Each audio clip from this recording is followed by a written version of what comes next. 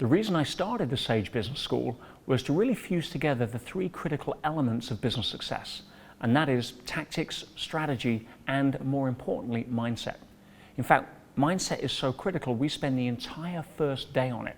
Now that may sound a lot, but virtually no other business school addresses this. So there's a lot of work to do. And during the course of that day, we go into things like understanding the real root cause as to why you started your business. What was the drivers behind that, consciously and unconsciously?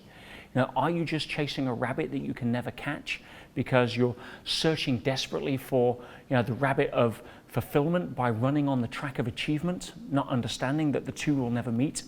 Or are you using business as an expression of your passion? They're two very different pathways. Most people are trying to chase their first million, thinking that that will give them the happiness, joy, fulfillment, validation, and all of the other things that cause them to take that leap of faith in the first place, only to get to their first million and realize that that really doesn't give them what they thought they were going to get. Now they need the second million in case they lose the first, and it goes on and on and on. I've worked with people worth $700 million, really miserable because they're not a billionaire yet. What's the pattern that's driving that? It's not the money. In fact, one of the other things we address is people's relationship to money, because if you want to see an area of dysfunction for most business owners, it comes down to their relationship to money. Are you being driven by scarcity or abundance? Do you know the difference?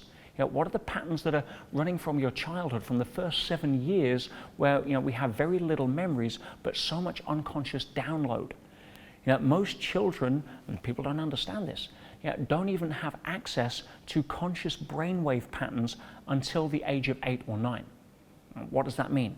That means that all of the influence that you took from your parents, from your environment, all of the different phrases, money doesn't grow on trees, better be safe than sorry, you have to work hard to make a living, whatever it may be, all of those programs downloaded when you were a kid are still running 95% of the time when we're what I call sleeping awake or unconscious.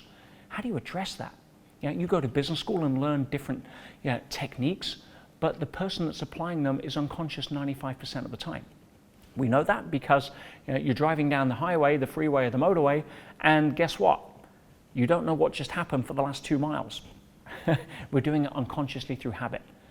So if you don't know how to address the unconscious parts of you that are self-sabotaging, that are running the same patterns, that are keeping you in emotional immaturity as opposed to fighting your biological maturity, then good luck. And we all know and have seen the pattern in relationships, in intimate relationships, where we have friends or colleagues or even ourselves that have had the same relationship several times but with different people. Well, with entrepreneurs, it's running the same patterns in business. They almost made it, but never quite. Or I think I've made it what I thought was going to be success, but I'm still not happy. And why? None of that can be addressed in a theory session. We need an entire day to rebuild you from the inside out. How do you deconstruct somebody's relationship with money when it's dysfunctional? Well, that's what we spend day one doing. We question things like identity. Who are you in relationship to being an entrepreneur? What does an entrepreneur or being an entrepreneur mean for you? Because most people have no understanding that your identity is the most powerful governing force in the human behavior cycle.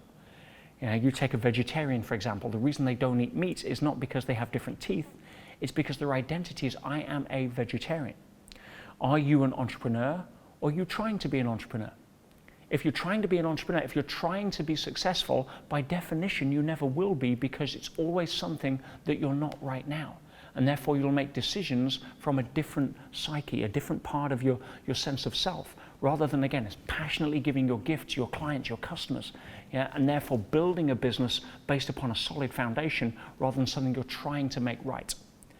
There's so much to mindset and so many critical components that you can't just address this in a book.